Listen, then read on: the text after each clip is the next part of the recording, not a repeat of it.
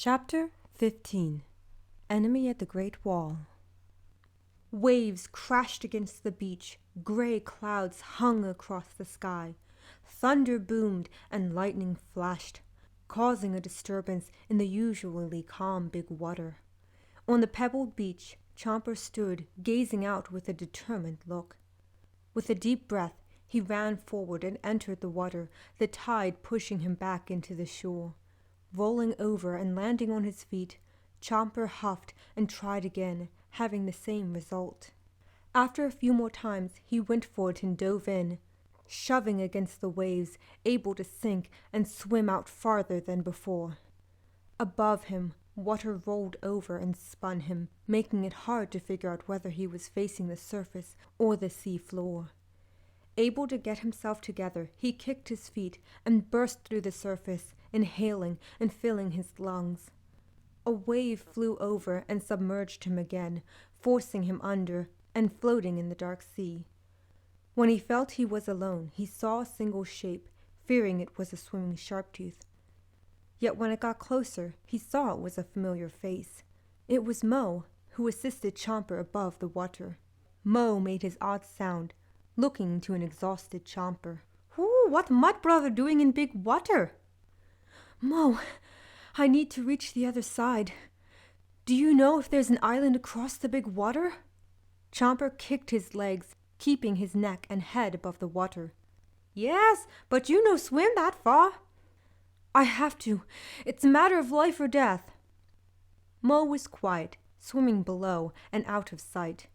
When Chomper thought Mo left, he returned, pushing what looked to be the trunk of a tree, one big enough to hold and keep Chomper afloat. "Oh, this shall do for mud, brother."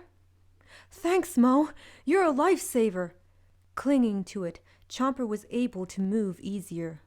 Mo took the lead, his fin above for Chomper to follow. The storm passed the further they went, the bright circle seen and pouring light on them. It was quite a sight, a Sharptooth, swimming and the only thing to be seen for miles.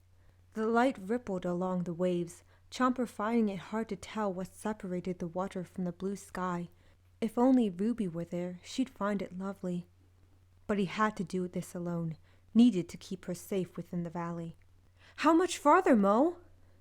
"Not too much now," Mo said, jumping out of the water and soaring over Chomper, who smiled. There was a splash, and Mo was under, coming up and moving back on his tail. "Mud brother, something coming!" "What kind of thing?" Chomper asked with worry, not thinking about the danger of being out in the middle of the big water, where no one knew what lurked below. "It Moses! He come to try and hurt you!" "Moses? Who's that?" "He big, very big!" "Mo, leave! Save yourself! I'll distract him for you." "But can't leave you." "Yes, you can! Now go!" Taking a breath, Chomper dove to see who this Moses was, watching Mo swim off. Chomper scanned the great abyss. Sinking, he saw a massive body, one large, with 4 fins, a great body and a massive head. A set of jaws opened, Chomper lunging back to escape a bite to his body. Moses made a U-turn and headed right for Chomper, who went to duck again, only to feel Jaw nab his tail, yanking him down farther and farther from the surface. Down and down he went, knowing he was alone, that no one could save him. It had been several days since Chomper left to cross the big water, Screech looking to Thud. The waves moved up the beach, hitting their feet. While he got a bad feeling, Thud had them stay a few more days, hoping for the best. Though there was still no sign of Chomper. "Thud, he should have come back by now, right?" Screech got no reply. "Perhaps we should carry out his final wishes and, break the news to Mrs. Boss?" "I hate to admit it, but you're right. Let's move." Turning from the big water, Thud headed back to the valley. They traveled by night, resting only for a bit before pressing on. Following the landmarks, they swept past the rock that looked like a long neck, crossed the mountains that burned, and found themselves outside the Great Wall. Heading to the valley, they managed to enter unnoticed and sought out Ruby and Chomper's friends. The group was by themselves, talking. Of course, the pair could care less, since they couldn't even understand them. They left the brush, scaring the gang. The flyer leapt up into the duckbill's arms, the three-horn dropping her head to shield the long neck. The pair of spiked hairs simply froze. Littlefoot was the only one unfazed. Screech! Thud! I wonder where they were this whole time. Why are they here? I thought they'd be with Chomper, Sarah asked, seeing the two look for Ruby, who wasn't among them. The boss! Well, he hasn't come back, Screech spoke, pausing and trying to think of how to put it in a way the gang might understand. Ah, crap! They don't speak Sharptooth! Is he trying to talk to us? Littlefoot wondered, peering down to watch Screech gesture about while he roared. Great. The one time we need Chomper, and he isn't here. I'll have to yell at him next time I see him. You yell at him for stating his hunger, Petrie muttered softly, leaning close to Ducky, who nodded.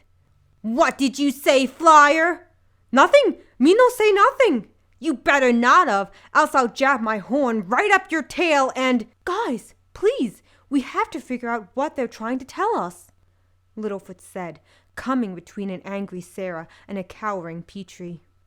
This ain't getting through to them, Thud. Not one bit. I hate to admit it, but you're right, Screech. Thud studied the group's faces, knowing none understood them. This is hopeless. They don't understand us.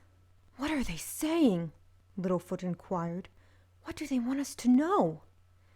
Me not know, but they seem upset, Petrie added, getting a sense they seemed distressed. Where is Chomper? Ducky asked, trying to communicate by gesturing and mimicking Chomper's movements. Chomper, where is he? She repeated, continuing her odd movement. Yeah, right, Ducky. Like they can understand that, Sarah said, shaking her head at Ducky's attempt to get through to them. Screech arched a brow. What's the big mouth doing? Wondering about the boss. She's trying to match his moves. Thud caught on, pointing to her, then making a wave motion with his arm. Okay, he crossed the big water. Moving his arms, pretending to swim, he hoped she'd understand.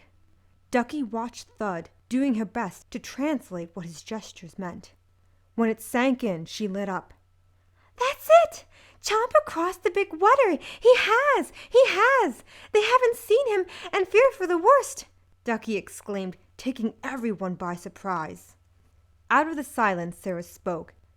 How can that be? There's nothing beyond the big water. It just goes on and on till, I don't know, it drops off or something? Who can say? But if Chomper is gone, we must prepare for the worst. Littlefoot spoke bravely, pushing his grief aside. While all of them were talking, Tippy glanced around with a curious expression.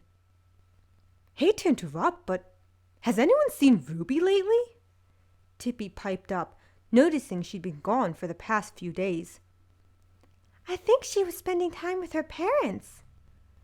Still, it's odd we no see her. She usually pop over to say hi.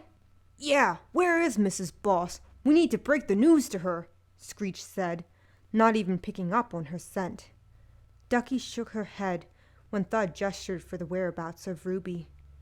Great, now she's not here. Rolling her eyes and sighing, Sarah spoke gruffly. Oh, calm down, everyone. I bet she's off sulking, missing her precious Chomper. Yes, but she should know he might not come back. No. Ducky right. If Ruby learns Chomper is gone for good, she will. Might not take it too well. Right. Ducky, you and Petrie along with Screech go look for Ruby. What should we do? Tippy asked Littlefoot, wanting to help. You guys search the valley. Sarah and I will go with Thud. He might be able to track her scent and lead us to her. Okay. Littlefoot went to walk when something shot down from the sky, landing on his face. With a gasp of surprise, he realized it was none other than Guido, their green-feathered glider friend. Guido, how nice of you to drop in. Literally. Yeah, well, I wish it were under better circumstances. Guido fluttered down, standing amid the gang. I was Flying, well, gliding, of course. I was gliding. Does this have a point? Sarah, let Guido finish. Anyway, and then, well, I saw it. Saw it with my own eyes. Well, who else's eyes would you see it with? Sarah, please, let him speak. Right, well, I saw her, the fast runner, captured by a group of meat-eaters, different kinds working together. That's where Ruby went, Tippy added, Spike nodding to the statement. She must have gone to find Chomper and got caught by the killer pack. That's bad. For now, they have leverage and can make demands of Chomper, us. Littlefoot held a concerned look. If Ruby is in danger, we must go out and save her. What? Leave the Great Valley? Petrie panicked, trembling slightly. Show some backbone. We can do it. Let's not forget how many times we left before, and we were just kids back then. Right. The search mission is now a rescue mission, so let's go! Littlefoot took the lead, Sarah by his side. She wasn't one to let others know she was worried, but she spoke softly. Littlefoot, we're going up against fierce Sharptooth. How do you think we'll do? Then we'll just have to give it all we've got, Littlefoot encouraged, nuzzling her head frill. While the pair went in front, Spike and Tippy took up the rear, Petrie and Guido taking to the sky, Ducky looking up to Petrie while she went. Out of the narrow passage they went, moving the rocks aside to exit. When they reached the other side, they were shocked by what they saw. The group Guido described, waiting for them, Ruby held back by the finned Sharptooth. Ruby! Littlefoot called, seeing the group approach them. Are you okay? Littlefoot, I'm unharmed. Unharmed I am, Ruby called back. Stephanie glared at them, tightening her grip on Ruby. Tell them to stop hiding the wimp and hand him over. Littlefoot, has Chomper returned? Ruby asked, to which Littlefoot shook his head. Switching to Sharptooth, she spoke. He's not there. What? He has to be there. Where else would he be? Ask them. Ask those fools where he is.